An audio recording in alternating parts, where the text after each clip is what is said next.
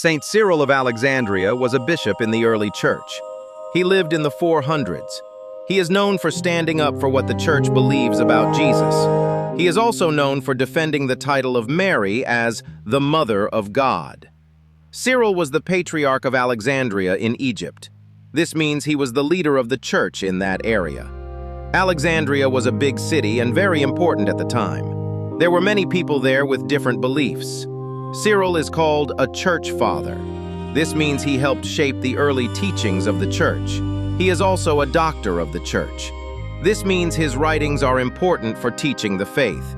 He is sometimes called Saint Cyril the Great, or just Cyril of Alexandria. He is remembered most for his work against a man named Nestorius. This man taught false things about Jesus. Cyril helped lead a church council to settle the issue.